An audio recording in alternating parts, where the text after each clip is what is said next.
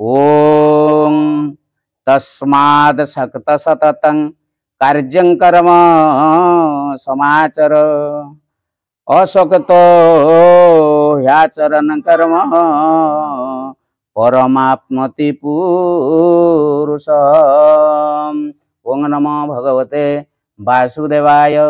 वर्तमान उपयुक्त वर्णानुलक्ष्य करी भगवान अर्जुन को अनासक्त भाव रे कर्तव्य कर्म करने को आज्ञा देइछन्ति।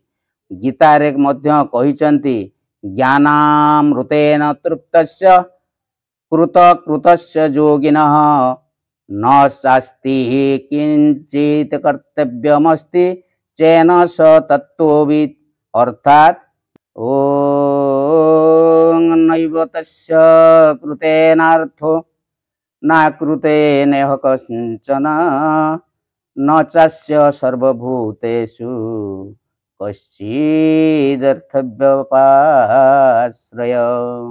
ओं नैव तस्य कृतेनार्थो न कृतेनेह कश्चन न चास्य सर्वभूतेषु कश्चिदर्थव्यपाश्रय। सेई महापुरुषंकर यही विश्व रे कर्म करिवारे कौनसी प्रयोजन रहे नाही किंबा कर्म न करिवारे कौनसी प्रयोजन रहे नाही तथा कौनसी प्राणी सहित मध्य तांकर किछि भी स्वार्थ संबंध रहे नाही। सेई महापुरुषंकर कर्म करिवारे ओ न करिवारे कौनसी प्रयोजन रहे नाही एपरि कहिबार अभिप्राय कोन। पूर्व श्लोक रे कहा जायछि जे ज्ञानी पुरुषंकर कौनसी कर्तव्य बाकी न थाए। सेई कथा को स्पष्ट करिबा पई यही वाक्य रे तांको पई कर्तव्य अभावर कारण कहिछन्ति। अभिप्राय कि जे सेई महापुरुष निरंतर परमात्मांक स्वरूप रे संतुष्ट रहंती तेणु तांकर कौनसी कर्म करी कौनसी अहिक बा पारलौकिक प्रयोजन सिद्धि करने को बाकी न थाए कि कौनसी प्रकार कर्म त्याग करी कौनसी प्रयोजन सिद्ध करने को बाकी न थाए कारण तांकर समस्त आवश्यकता समस्त समाप्त हो सारी थाए। वर्तमान तांकर प्राप्ति पाई आउ किछि बाकी रही न थाए। यही कारण तांको पाई कौनसी कर्म करिबा किंबा न करिबा विधेय नुहे। से शास्त्रर शासन सर्वथा मुक्त।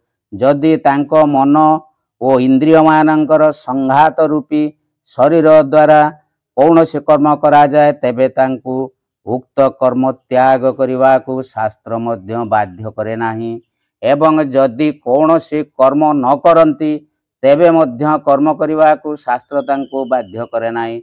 अतएव ज्ञानी क्षेत्र रे यह मानि नेबार कौनसी आवश्यकता नाही जे ज्ञान होई जीवा परे जीवन कृतिर सुख भोग करने निमंते ज्ञानी को कर्म त्याग करने को पड़िबो किंबा कर्म अनुष्ठान करने को पड़िबो। कारण ज्ञान हेबा परे मन और इंद्रिय मानकर आराम रूपक तुच्छ सुख सहित तांकर कौनसी संबंध रहे नाही। से नित्य निरंतर नित्यानंद रे मग्न होई रहिंती एवं स्वयं आनंद रूप हो जाती किंतु जो माने कौनसी सुख प्राप्ति पाई निजर ग्रहण बा त्याग रूपक कर्तव्य बाकी रही बोली मने करती सेमाने प्रकृतर ज्ञानी नुहंती। सेमाने केवल कौनसी स्थिति विशेष को ज्ञान प्राप्ति भावी निजकु ज्ञानी बोली मने करुचंती। 17 श्लोकरे कहा जायछि लक्षणर युक्त ज्ञानी प्रकृत ज्ञानी होइथिबारु एपरि भावंती नाही। या सिद्ध करने निमंते भगवान उत्तर गीता रे मध्य कहिचंती ज्ञानामृतेन तृप्तस्य कृतस्य योगिनः न शास्ति किंचित कर्तव्यमस्ति चेन स तत्त्ववित्। अर्थात ज्यों योगी ज्ञान रूपक अमृत रे तृप्त एवं कृतकृत्य हो जाइछन्ति तांको पाई कर्तव्य बोली किछि नाही।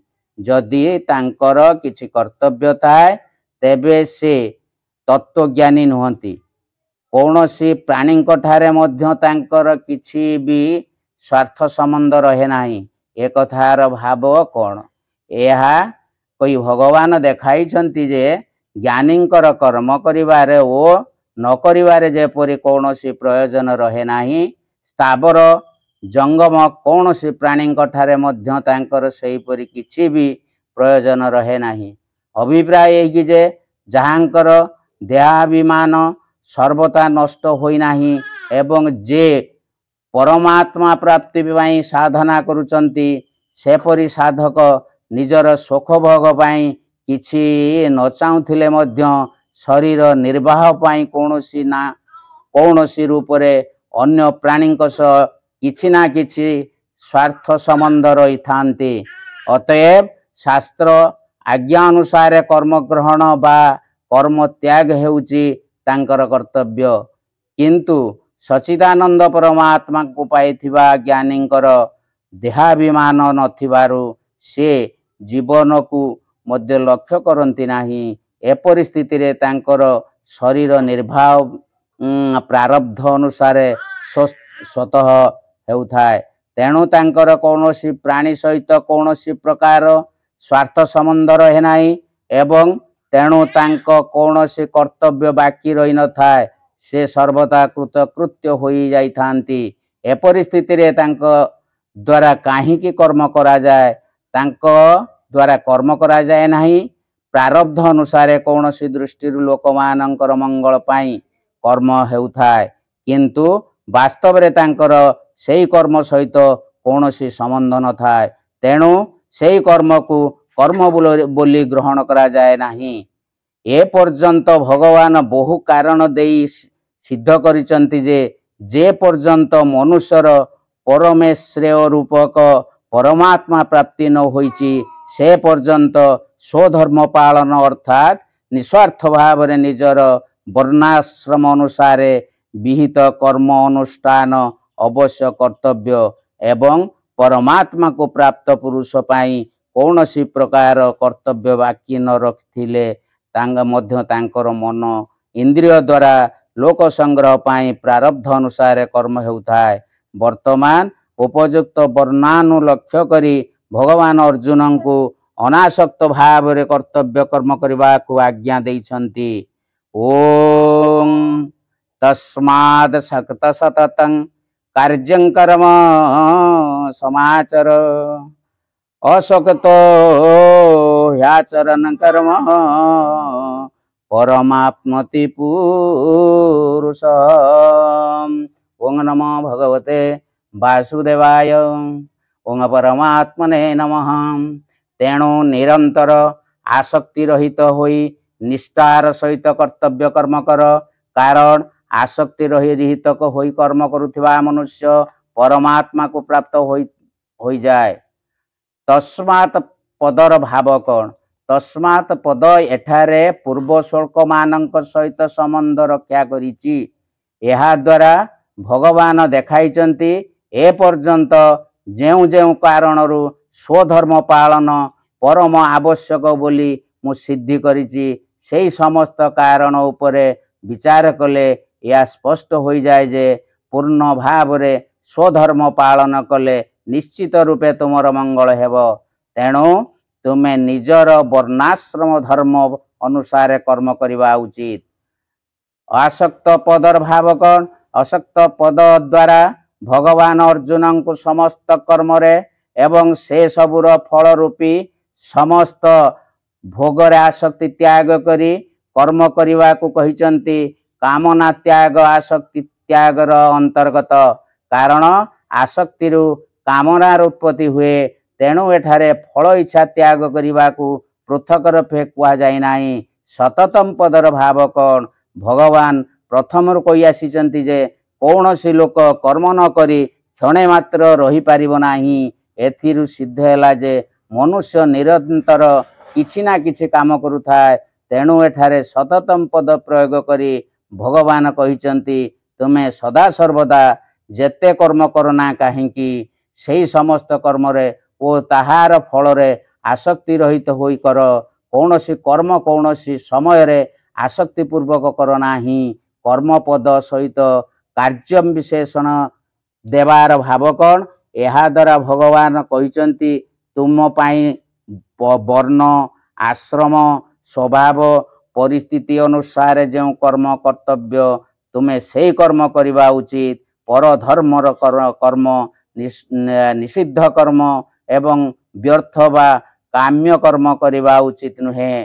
समाचार क्रियार भाव कौन आचार क्रिया सहित सम उपसर्गर प्रयोग करी भगवान कहते से कर्म को तुम्हें सावधान होई विधिपूर्वक यथायोग्य आचरण कर। एपरि न करी असावधान होई कले कर्म रे त्रुटि होई पारे एवं से कारणरू तुमर परम श्रेय प्राप्तिर विलंब होई पारे। आसक्ति रहित होई कर्म करुथबा पुरुष परमात्मा को प्राप्त होई जाए यार भाव कौन एथिरे भगवान उपयुक्त कर्मयोगर फल कहउचंती। अभिप्राय कि जे उपयुक्त प्रकार रे आसक्ति त्याग करी कर्तव्य कर आचरण करुथबा मनुष्य कर्म बंधन रु मुक्त होई परम पुरुष परमात्मा को प्राप्त होई जाए यह कर्मयोगर महत्व। तेणु समस्त कर्म उपयुक्त प्रकार रे करिबा उचित।